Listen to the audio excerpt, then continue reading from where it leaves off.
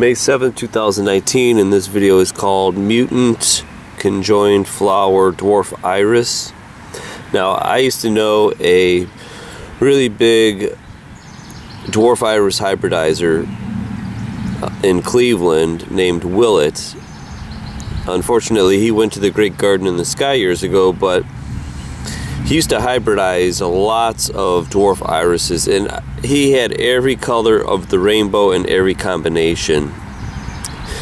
It was so cool, and this was one of them. He sells seedlings, so I don't think this is a named variety, but the color is fantastic. Just unusual colors. It's like an olive color, and normally an iris has, I think these are called falls. These petals are falls. There's 3 of them, and you can see the beard. They call that the beard right in there.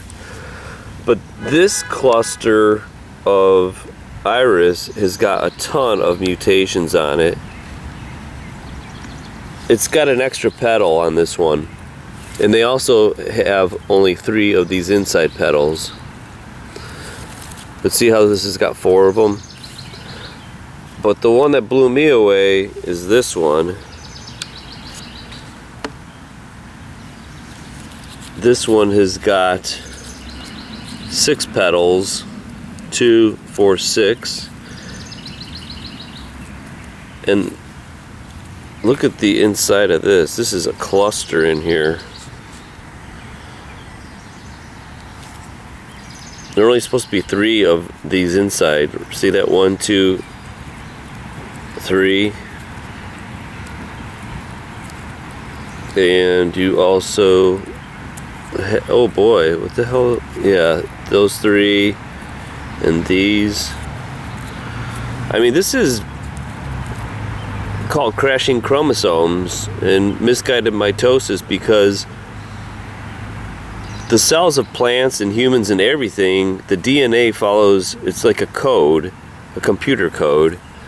And you know when you have a corrupt computer code through viruses or something, your computer breaks. And that's exactly what's happening to plants. Now I'm wondering if this actually might be 3 flowers, because look at this. Doesn't it look like there's 3 flowers in there? So the code is crashing, and what I don't get is if people don't really care, but if this is happening to plants, tell me how it's not yet happening to humans.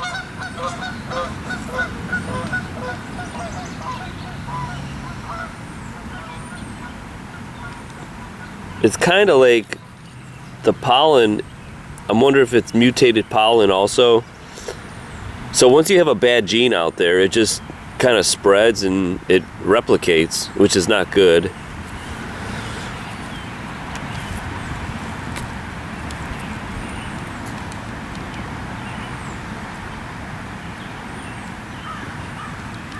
I mean, can you see the difference between that and a normal one?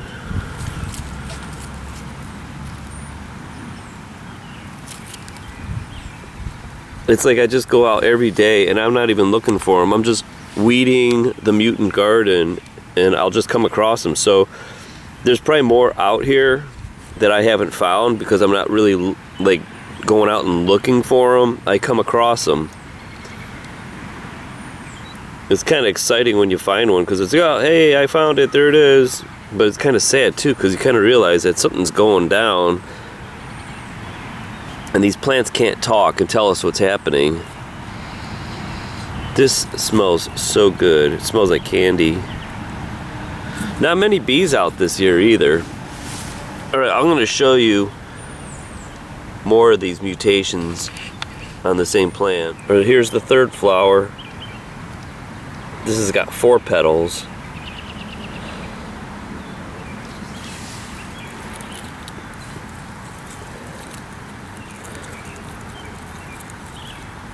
but it looks like the inside is normal.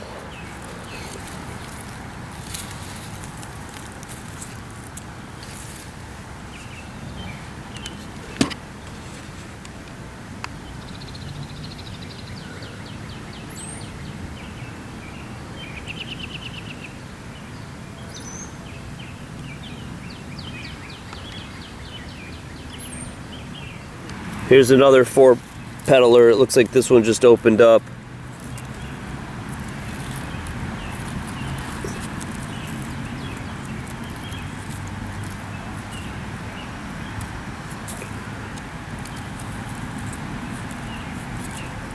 Oh, this one does have an extra. Yeah, it does. There's 1, there's 2, there's 3. This one got split, but that's 3 and that's 4. And actually, look at this one has 1, 2, 3, 4. So that's got an extra, a whole extra pedal, a full pedal with reproductive organs in it. And that's kind of interesting. There's the hope he doesn't mind looking at it.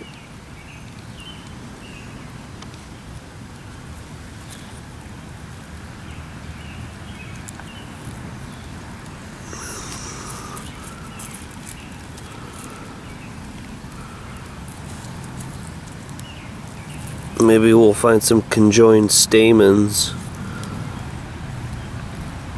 Maybe not.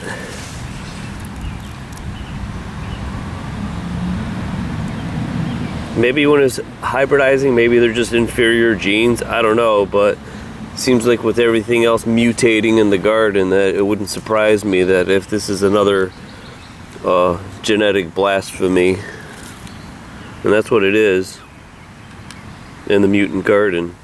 All right, I want to show you there's 7 petals. This one was hidden. Check it out.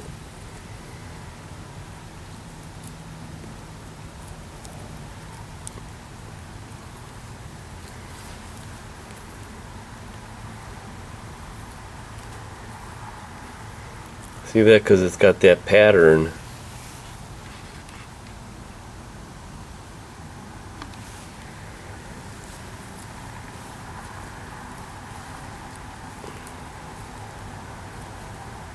But it doesn't have the beard on it. It's almost a halfy. It's kind of like a mixture of the inner petal and the outer petal, because it's got the color of the inner petal, but it's got the pattern of the outer petal.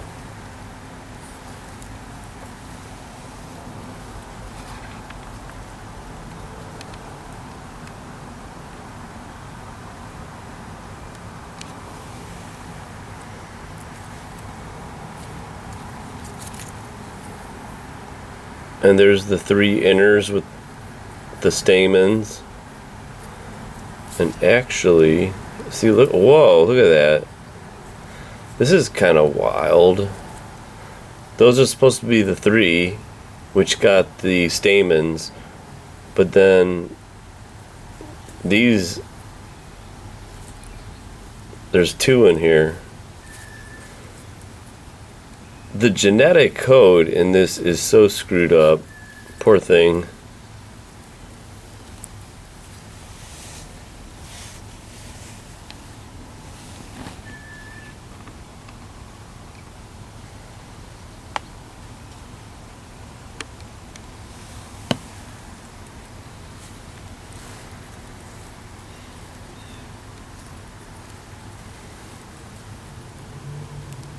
And I bet if you just took this thing apart, dissect it, you will find more abnormalities.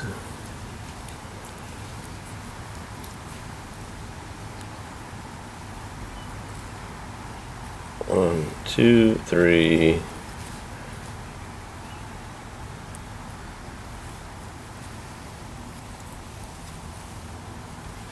Oh well, welcome to the mutant garden.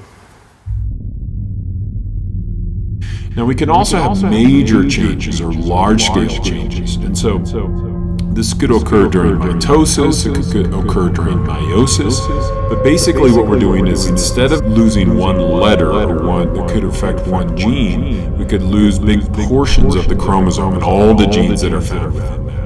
And so this would be a deletion where we're missing this huge chunk of the chromosome, which could be hundreds if not thousands of genes.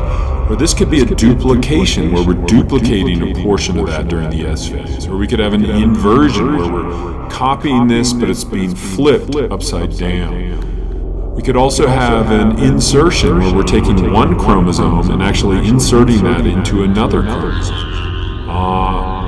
That might seem crazy, and it's like we could never exist past that.